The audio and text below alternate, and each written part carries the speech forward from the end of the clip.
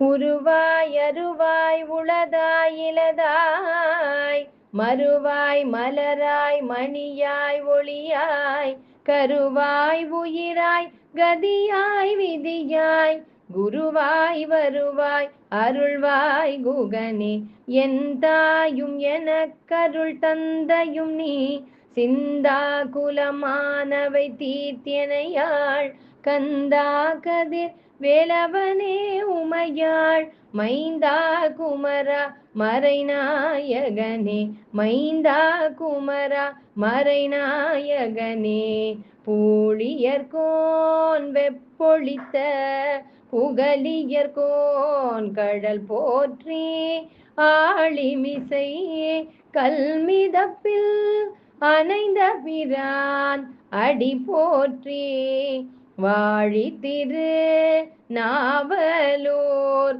வன் தொண்டர் பதம் போற்றி ஊழிமலி திருவாத ஊர திரு தாழ் போற்றி. திருச்சிற்றம்பலம். திருஞான சம்பந்த பெருமான் அவர் சென்ற பகுதியில் திரிகோணமலை, ராமேஸ்வரம் ஆகிய பகுதிகளுக்கெல்லாம் திரு ஆலவாயில் திருநீற்று நெறியை நிறுவி செய்துவிட்டு பின்பு இங்கே எல்லாம் சென்று இறைவன் மீது தேவார பதிகங்களை பாடி அமைந்தார். அதன் பிறகு திருக்குள்ளம்பூதூர் அந்த தலத்திற்கு, அங்கே ஆற்று நீரில் வெள்ளம் பெருக்கெடுத்து ஓடுகின்றது. அங்கே ஓடங்கள் இருக்கின்றன, ஓடக்காரர்கள் இல்லை, கோலும் இல்லை. ஆனால் தன்னுடைய தேவார பதிகம் பாடும் அந்த திருவருளின் தன்மை, அதையே கோலாக கொண்டு இறைவனை சென்று காண வேண்டும் என்ற அந்த ஒரே உந்துதல், அந்த ஓடத்தையும் அந்த ஆற்று வெள்ளத்தின் அந்த நீரினை அந்த பெருக்கினை எதிர்த்து அந்த ஓடமானது கரைக்கு செல்லுகின்றது. ஞான சம்பந்தரையும் அடியார்களையும் அங்கே அவர்களை ஏற்றி கொண்டு அவர்களை அமரச் செய்து அந்த ஓடம் அவர்களை அந்த கரைக்கு இட்டு செல்லுகின்றது. ஞான சம்பந்த பெருமானுடைய அந்த தேவார பதிகத்தினுடைய அந்த வலிமையினால் அவர் இறைவனை வழிபடுகின்றார். பின்பு திருக்கடவூருக்கு செல்லுகின்றார். திருப்பூந்துருத்தியில் ஞானசம்பந்தரும் நாவுக்கரசு பெருமானும் 4வது முறையாக சந்தித்துக் கொள்கின்றார்கள். அடியார் தொண்டு என்றால் என்ன என்பதனை நமக்கு உணர்த்தும் விதமாக நாவுக்கரசு பெருமான் தன்னை போன்ற இன்னொரு சக ஆன்மா, அது ஆண்டவனை அது பக்தி செய்யும் அந்த முறை, ஆண்டவன் மீது கொண்ட அன்பு, அதை ஒவ்வொரு அடியாரும் அதை காணும் பொழுதும் கேட்கும் பொழுதும் நாமும் உள்ளம் நெக்குருகி அந்த அடியாரையும் போற்ற வேண்டும். நம் உள்ளிருக்கும் இறைவன், நம்மை செலுத்துபவன், நமக்கு ஆண்டானாக இருப்பவன், அவனை யாரெல்லாம் போற்றுகின்றார்களோ அவர்கள் ஒவ்வொருவரும் போற்றத்தக்க அடியார்கள். அவர்களையும் நாம் இறைவனை பணிவது போல அவர்களையும் பணிய வேண்டும், அவர்களையும் பக்தி செய்ய வேண்டும், அவர்களுக்கும் மரியாதை கொடுக்க வேண்டும், நம்மால் ஆவன தொண்டுகளை எல்லாம் செய்ய வேண்டும் என்பதையெல்லாம் நமக்கு சுட்டிக்காட்டி அதற்கு தானே ஒரு உதாரணமாக இருந்தவர் தான் நம்முடைய நாவுக்கரசு பெருமான். ஞானசம்பந்த பெருமான் இறைவனுடைய அன்னையினுடைய ஞானப்பால் அறிந்தியமை, இறைவனுடைய பரிபூரண ஞானத்தை பெற்றவர். அவர் அத்தகைய செல்வர் திருநீற்று நெறியை நிலைநிறுத்தி இருக்கின்றார். அவருக்கு தான் ஒரு தொண்டராக இருந்து அவரை சுமந்து வரும் முத்துச்சிவிகையை, அதுவும் அவருக்கு சிவபெருமான் அருளால் கிடைக்க பெற்றது.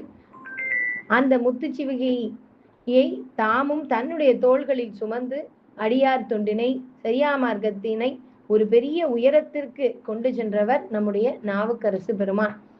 அப்படி அந்த சந்திப்பை எல்லாம் நாம் சென்ற பகுதிகளில் சிந்தித்தோம். ஞானசம்பந்தர் அதன் பின்பு அவர் தொண்டை மண்டல ஆலயங்களுக்கெல்லாம் தரிசிக்க அவர் யாத்திரை புறப்படுகின்றார். அவ்வாறு புறப்படும் பொழுது அவர் திருக்காலத்திக்கு வருகின்றார். திருக்காலத்தியில் நம்முடைய ஞானசம்பந்த பெருமான், அது கண்ணப்பர் அவருடைய அந்த முக்தி தலம் அல்லவா, அதை கண்டவுடன் அவருக்கு அப்படி ஒரு பேருவகை. அந்த பொன்முகிலி ஆறு, அந்த ஆற்றங்கரை, அந்த மலை, அந்த காழத்தி மலை, இதையெல்லாம் நாம் என்றென்றைக்கெல்லாம் நினைக்கும் பொழுதும் உச்சரிக்கும் பொழுதும் நம் கண்முன்னே நமக்கு தரிசனம் தருபவர் கண்ணப்பர். அவர் அப்பொழுது ஞானசம்பந்தருக்கு அந்த காலத்தி மலை, பொன்முகிலி ஆற்றங்கரை, அங்கே வீற்றிருக்கும் இறைவன் காலத்திநாதர், இறைவி ஞான பூங்கோதை, அவர்களை தரிசிக்க செல்லும் பொழுது ஞானசம்பந்த பெருமான் போன்ற அருளாளர் பெருமக்களுக்கு எத்தகைய ஒரு பெரிய உவகையும் ஒரு சிவ உணர்வும் அவருக்கு தோன்றி இருக்கும். அத்தகைய ஒரு உணர்வோடு ஞானசம்பந்தர் அங்கே வழிபடுகின்றார். கண்ணப்பருடைய திருவுருவத்தை பார்த்து நெற்குருகி அவர் திருவடிகளை வணங்கி ஞானசம்பந்தர் போற்றுகின்றார். அந்த ஒரு தருணத்தில் ஞானசம்பந்த பெருமான் பாடி அருளி செய்த காலத்திநாதர் மீது அருளி செய்த தேவார திருப்பதிகம். இந்த பதிகமானது சாதாரி பெண்ணில் அமைய பெற்றிருக்கிறது. திருச்சிற்றம்பலம். வானவர்கள் தானவர்கள் வாதைபட வந்ததொரு மாக்கடல் வீடம் தானமுது செய்தருள் புரிந்த சிவன் மேவுமலை தன்னை வினவில் ஏனமிழமானினோடு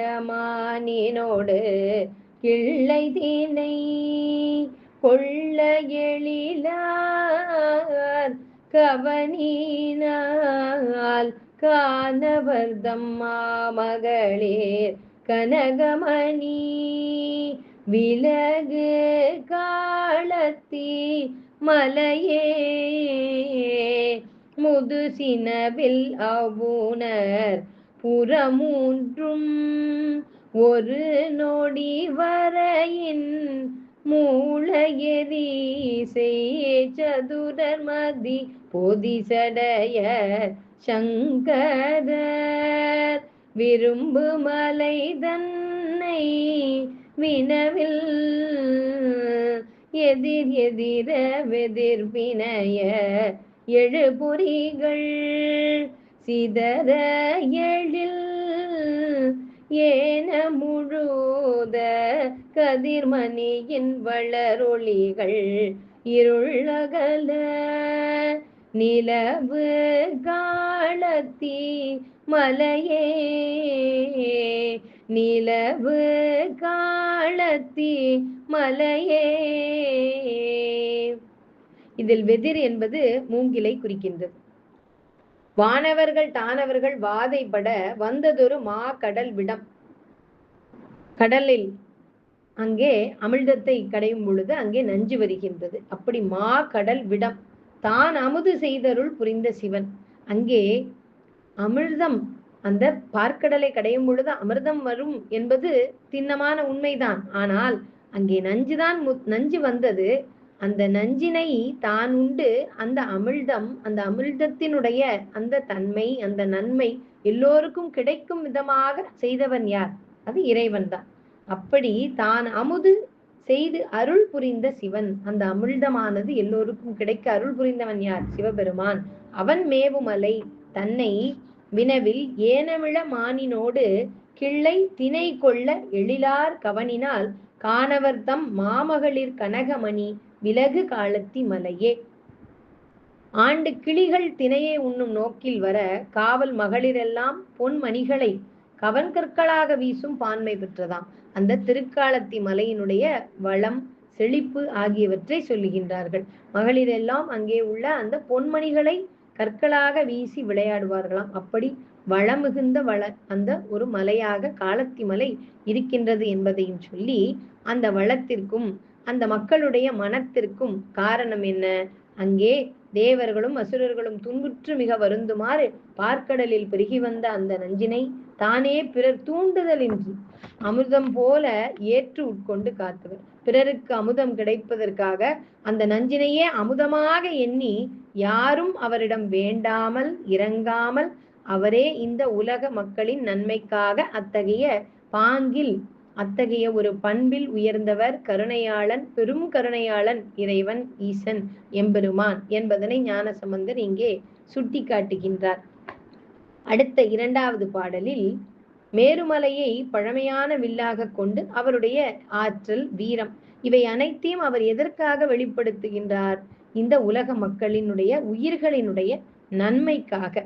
அதனால்தான், அப்படிப்பட்ட ஒரு தலைவன் நமக்கு இருப்பதனால்தான் இத்தகைய வளம் பொருந்திய அந்த மலைகள் இருக்கின்றன. ஆக எல்லா இடங்களும் வளம் பொருந்தியதாக இருக்கின்றதா என்றால், எங்கெங்கே எல்லாம் இறைவனுடைய கருணையை, அவன் மீது அன்பு செலுத்தும் பாங்குடைய பக்தர்கள், அடியார்கள் வீற்றிருக்கின்றார்களோ அவர்கள் இருக்கும் நிலப்பரப்பு எல்லாம் வளம் பொருந்தியதாக, சிறப்பானதாக அமையும். மேருமலையை பழமையான வில்லாக கொண்டு அசுரர்களின் திரிபுரங்களையும் ஒரு நொடி பொழுதில் எரித்து சாம்பலாக்கியவர். அப்பிரான் சந்திரனை அணிந்த சடையினர், உயிர்களுக்கு நன்மை செய்பவர், விரும்பும் மலை. அத்தகைய சங்கரர் விரும்பும் மலை தன்னை வினவில் அது எது என்று நீங்கள் பார்த்தீரானால், அப்பிரான் விரும்பி உரையும் மலை யாதெனின் அது காலத்தி மலைதான். அம்மலையின் எதிர் உள்ளே மூங்கில்கள் எல்லாம் காற்றினால் உராய்ந்து தீயினை தோற்றுவித்து ஒளிருமாம். பன்றிகள் எல்லாம் மண்ணை அகழ்ந்து பள்ளமாக்க அதில் பொலியும் மணி வகைகள் எல்லாம் இருளை நீக்கி வாழச் செய்யும். மூங்கில்கள் உராய்வதனால் அங்கே தீப்பிழம்பு, அந்த நெருப்பினால் ஏற்படும் அந்த தீப்பிழம்பும் அந்த வெக்கையும் அந்த வெப்பமும் ஒளியும் அங்கே நிறைந்திருக்கின்றதாம். அந்த பள்ளத்திலெல்லாம் மணிகள் இருக்கின்றன. அந்த மணிகளின் ஒளிகள் எல்லாம் அங்கே வேற எந்த ஒளியும் தேவையில்லை. அந்த மணியினுடைய ஒளிகளே அங்கே வெளிச்சத்தை கொடுக்கின்றன. அங்கே நெருப்பும் அப்படி இயற்கை வாயிலாகவே எல்லா பஞ்சபூதங்களினுடைய அந்த ஒரு செயல்பாடுகள் அங்கே சிறப்பாக இருக்கின்றன என்பதை சொல்லுகின்றார் ஞானசம்பந்த பெருமான். இந்த 4வது பாடலில் வேயனைய தோளுமையோர் பாகமது வாகவிடை ஏறி சடைமேல் தூயமதி சூடி சுடு காடில் நட மாடிமலை தன்னை வினவில் வாய்கலசமாக வழிபாடு செய்யும் வேடன் மலர் ராகநயனம் காய்கனையினால் இடந்து ஈசன் அடியே கூடு காலத்தீ மலையே கூடு காலத்தீ மலையே. இந்த பாடலில் கண்ணப்பர் அவர் எப்படி இதற்கு முந்தின பாடலில், அதாவது 2வது பாடலில் அவர் முப்புறங்களையும் எரித்த தன்மை, தலைவன் எரித்த தன்மையை சொன்னார். இப்பொழுது அந்த தலைவனுடைய அடித்தொண்டராக இருக்குபவர் நம்முடைய கண்ணப்ப நாயனார். அவர் எப்படிப்பட்ட ஒரு அன்பராக இருந்தார் இறைவன் மீது, அவருடைய வீரத்தை அவர் எவ்வாறு தன்னுடைய அம்பினை பயன்படுத்தினார். வேடன் மலராகு நயனம் காய் கனையினால் இடந்து ஈசனடி கூடு காலத்தி மலையே. அவர் தன்னுடைய கனையினால் தன்னுடைய கண்ணை இடர்த்து ஈசனுடைய திருவடிகளில் சமர்ப்பித்தார். யார்? வேடனாக இருந்த கண்ணப்ப நாயனார். மலர் ஆகு நயனம், மலராக எல்லோரும் மலர்களை அர்ச்சிப்போம். அவர் தன்னுடைய கண் மலரை அர்ச்சித்தார் இறைவனுடைய திருவடிகளுக்கு. திருமால் தன்னுடைய கண்மலரை 1000வது மலராக அர்ச்சித்தார். அதே போல கண்ணப்ப நாயனாரும் அவர் அர்ச்சித்தது யாது? தன்னுடைய கண்மலரையே அர்ச்சித்தார் இறைவனுக்காக. மூங்கில் அணைய தோள் கொண்ட உமையை ஒரு பாகமாக கொண்டு வேய் அணைய தோளுமையோர் பாகமது. இடப வாகனத்தில் ஏறி விளங்கி தூய்மையான மதியை சடையில் அணிந்து இடுகாட்டில் நடனம் புரியும் ஈசன். அவன் உரை கொள்ளும் மலை யாதெனில் அது காலத்தி மலையே. அங்கு திருவாயை தீர்த்தமிருக்கும் கலசமாக கொண்டு வாய் கலசமாக வழிபாடு செய்யும் வேடன் மலராக நயனம் காய் கனையினால் இடந்து ஈசனடி கூடு காலத்தி மலையே. அவர் எவ்வாறு அபிஷேகம் செய்தார்? தன்னுடைய வாயே கலசமாக அபிஷேகம் செய்தார் கண்ணப்ப நாயனார். அதன் பிறகு அர்ச்சனைக்கு தன்னுடைய கண்மலர்களை அவர் கொடுத்தார். பொதுவாக கண்ணப்ப நாயனார் அவர் நிவேதனமாக அவர் ஒரு வேடர் குலத்தில் தோன்றியவர். தனக்கு என்ன தொழில் தெரியுமோ அதன் மூலமாக அவர் ஈட்டிய ஒரு வருவாய், அதை இறைவனுக்கு அவர் சமர்ப்பித்தார். நாம் என்னவெல்லாம் நமக்கு வருமானமாக வருகின்றதோ அதை அனைத்தையும் நாம் இறைவனுக்கு கொடுக்கின்றோமா? அல்லவே இல்லை. ஆனால் கண்ணப்பர் தனக்கு என்ன கிடைக்கின்றதோ அதை இறைவனுக்கு கொடுத்தார். அதுதான் அவருடைய தூய்மையான அந்த அன்பு. அந்த அன்பினில் அவர் வாய்க்கலசமாக அபிஷேகம் எல்லாம் செய்தாரே, அவர் நிவேதனமாக அவர் விலங்குகளினுடைய அந்த அவற்றை கொன்று அதை சமைத்ததை தானே படைத்தார். ஆனால் அவர் அர்ச்சனையாக எதை செய்தார்? தன்னுடைய கண்களையே மலராக அர்ச்சித்தார். இதைத்தான் நாம் எல்லோரும் அடுத்த தலைமுறை குழந்தைகளுக்கு எடுத்து சொல்ல வேண்டியது. ஆனால் எப்பொழுதுமே இந்த விகற்பமாக பேசுபவர்கள் எல்லாம் மற்றவற்றை தான் குறிப்பிடுவார்கள். அவற்றிலும் கூட நமக்கு கிடைத்த வருமானம், நம் கைக்கு எது கிடைக்கின்றதோ அது அனைத்தையும் நாம் இறைவனுக்கு சமர்ப்பிக்கின்றோமா? இறைவனுக்கு கொடுப்பது நமக்கு அது இன்னும் நிறைய வேண்டும், ரெட்டிப்பாக்க வேண்டும் என்று. எல்லா நேரங்களிலும் அப்படி இல்லை, எல்லா மனிதர்களும் அப்படி இல்லை. இருப்பினும் நாம் எவ்வளவு அன்பு செய்தவர்களாக இருந்தாலும் உலகியலில் நாம் கட்டுண்டு நம்மால் இயன்றதை இறைவனுக்கு செய்கின்றோம். ஆனால் தன்னையே இறைவனுக்காக அர்ப்பணித்தவர் தான் நம்முடைய கண்ணப்ப நாயனார். அதனால்தான் அவருடைய அன்பு ஞானசம்பந்த பெருமான் முதற்கொண்டு எல்லோரும் அவருடைய அன்பை போற்றி புகழ்கின்றார்கள். காளத்தி மலையை பார்த்தவுடன் அங்கே உள்ள இறைவன் மட்டும் அவருக்கு நினைவுக்கு வரவில்லை, அவரை மட்டும் அவர் போற்றவில்லை. தன்னுடைய பதிகத்தின் வாயிலாக கண்ணப்ப நாயனாரையும் போற்றுகின்றார். வாய் கலசமாக வழிபாடு செய்யும் வேடன் மலராக நயனம் காய் கனையினால் இழந்து ஈசனடி கூடு காளத்தி மலையே என்று சொல்லுகின்றார் நம்முடைய ஞானசம்பந்த பெருமான். காணலைக்கும் அவன் கண்ணிடன் தப்ப நீள் வானலைக்கும் தவத்தேவு வைத்தான் இடம் என்று 3வது திருமுறையிலையும் கண்ணப்பரை பற்றி சொல்லி இருக்கின்றார் ஞானசம்பந்தர். அதே போல ஊனோடு உண்டல் நன்றென ஊனோடு உண்டல் தீதன ஆன தொண்டர் அன்பினால் பேச நின்ற தன்மையான் என்று இன்னொரு 3வது திருமுறையில் உள்ள 311வது பதிகத்திலும் ஞானசம்பந்தர் இவருடைய சிறப்பினை குறிப்பிடுகின்றார். மாணிக்க வாசகர் கண்ணப்பன் ஒப்பதோர் அன்பின்மை கண்டபின் என்று திருக்கோத்தும்பியிலும் அவரை பற்றிய அவருடைய அன்பேதான் சிவம், அத்தகைய அன்பின் உருவமாக இருந்த அடியார்களை பற்றி இங்கே சொல்லுகின்றார். இந்த காலத்தியுடைய தேவார பதிகத்தில் 6வது பாடலில் பகீரத தவத்தை பற்றி சொல்லுகின்றார் ஞானசம்பந்த பெருமான். பாரதம் விளங்கிய பகீரதன் அருந்தவம் முயன்ற பணி கண்டு ஆரருள் புரிந்து அலைகொள் கங்கை சடை ஏற்றரன் மலையை வினவில் வாரதர் இருங்குறவர் சேவலின் மடுத்தவர் எரித்த விறகில் காரகில் இரும் புகை வீசும் புகமள் கின்ற காளத்தி மலையே காரகில் இரும் புகை விசும்பும் கமழ்கின்ற காளத்தி மலையே. பாரத பெருமண்ணில் பாரதம் விளங்கிய பகீரதன், அந்த பெருமண்ணில் சிறந்த விளங்கிய பகீரதன் அவன் என்னும் அந்த மன்னன் தன்னுடைய மூதாதையர்களுக்கு நற்கதி உண்டாகுமாறு செய்த அரிய தவத்தை மேற்கொண்டதை ஒட்டி அருள் புரியும் பான்மையினால் கங்கையை தம் சடையில் கொண்டார். அவர் வீற்றிருக்கும் மலையானது குறவர்கள் காவலுக்காக தீயை மூட்டி எரித்த விறகில் அகில்கட்டைகளின் புகையானது விண்ணில் பரவி கமழும் காளத்தி மலையே ஆகும். அப்படி யாரை தவம் செய்து பகீரதன் அந்த கங்கையை, ஆகாய கங்கையை இந்த நம்முடைய மண்ணுலகுக்கு கொண்டு வந்தாரோ அந்த இறைவன் அவர் வீற்றிருக்கும் மலையானது திருக்காளத்தி மலை. பொதுவாக நம்முடைய தேசமானது மாநிலங்களால் இணைந்தது. அது ஆங்கிலேயர்களுடைய ஆட்சி காலத்திற்கு பிறகுதான் இணைந்தது என்பார்கள்.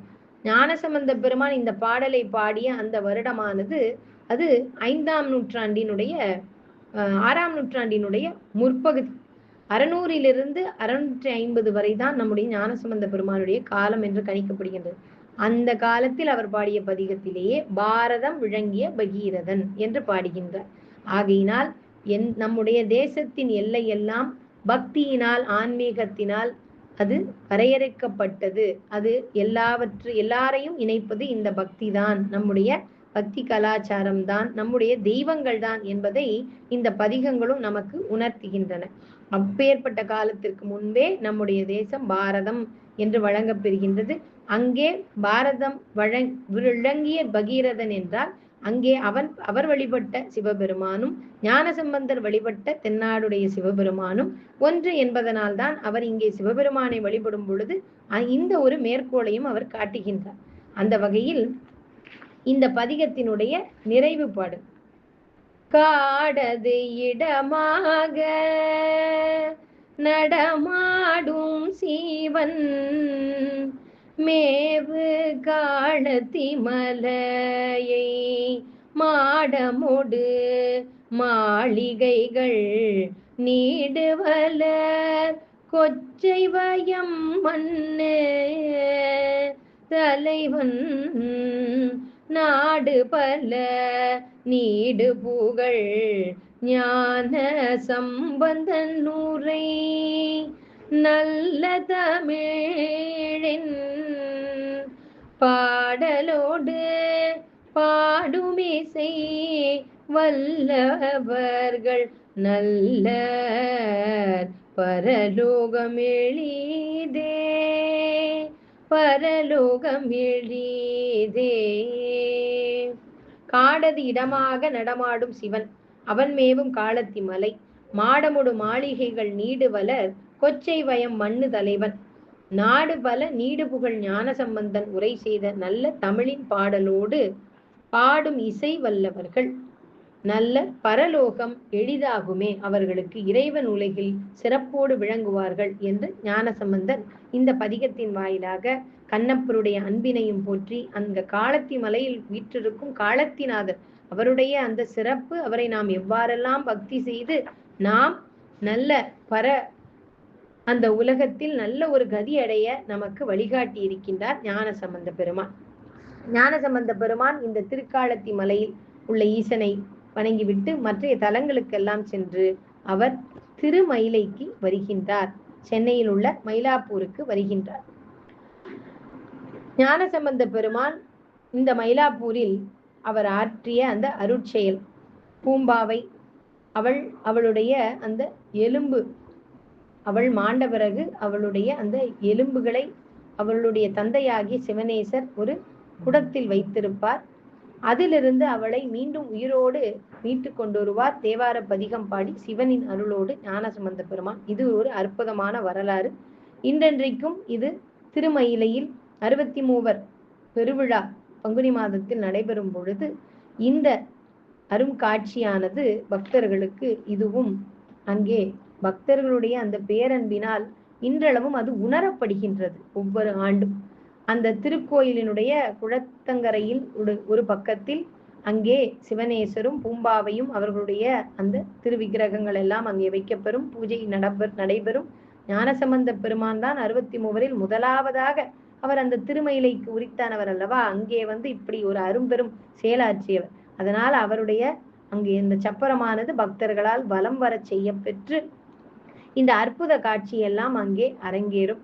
அப்படி ஒரு சிறப்பான இந்த அருள் வரலாற்றை தான் நாம் சிந்திக்க இருக்கின்றோம்.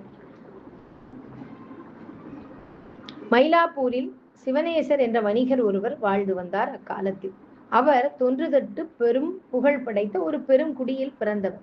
பொன் மணி போன்ற பொருட்களோடு பெரும் செல்வம் உடையவர்.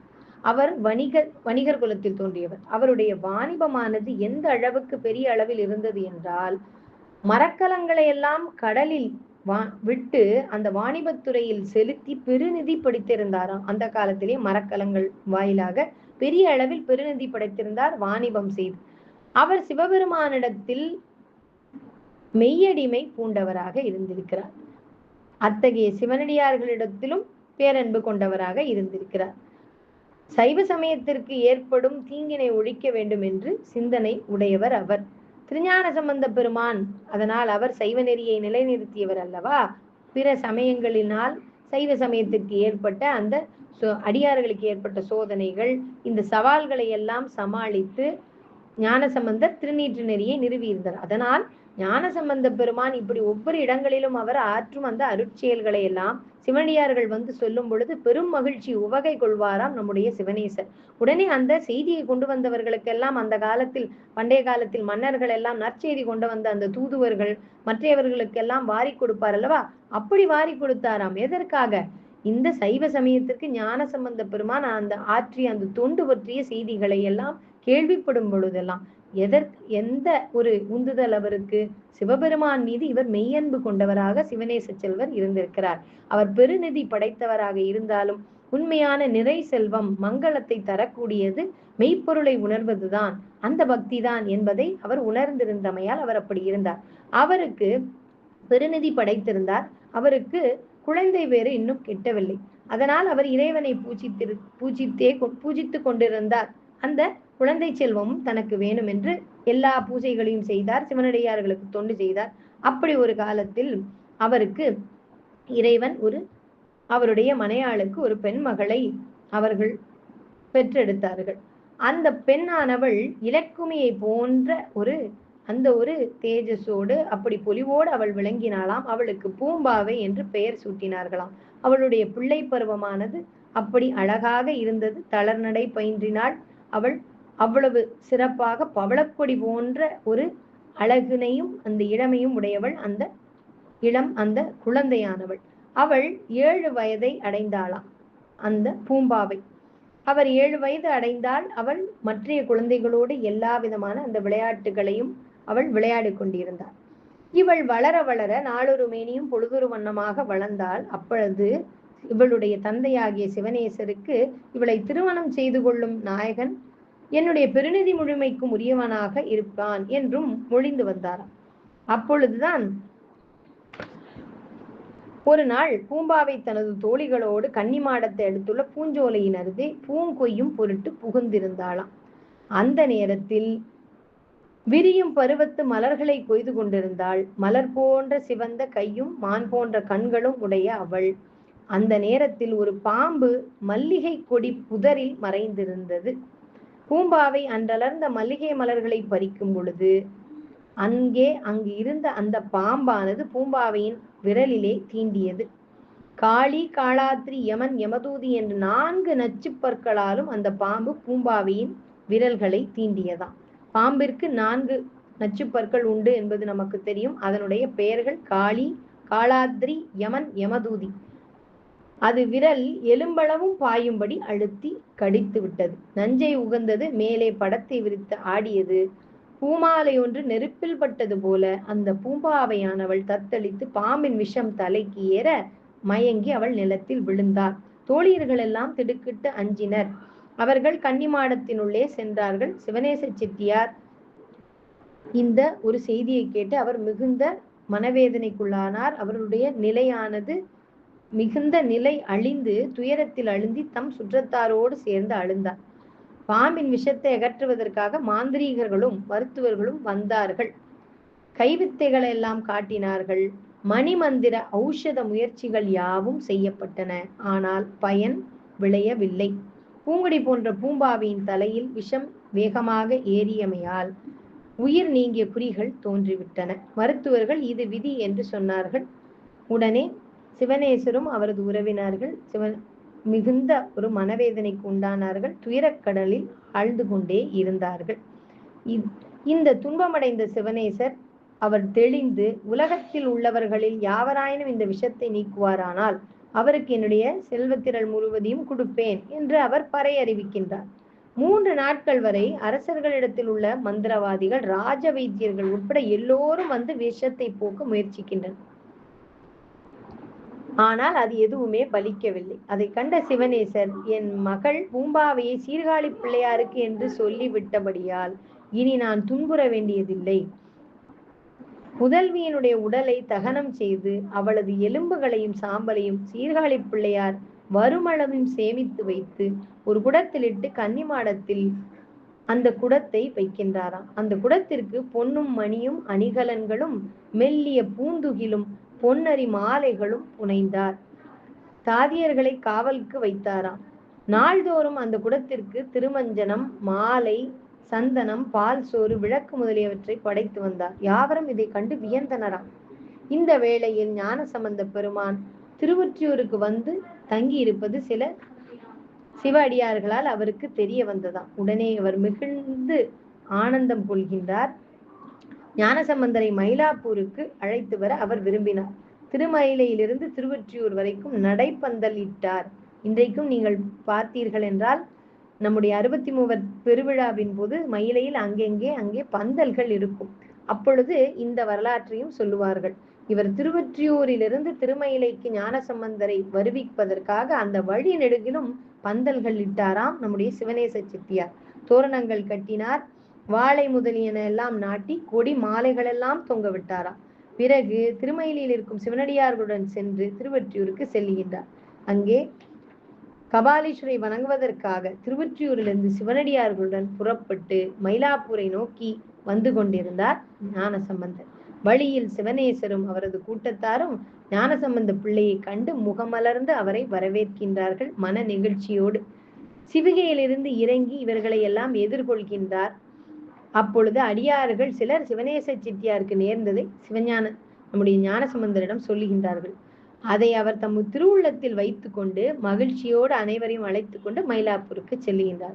அங்கு கபாலீஸ்வரம் என்னும் திருக்கோயிலுள் புகுகின்றார். ஆண்டவனை தொழுது புறத்தே வந்தார் ஞானசம்பந்தர்.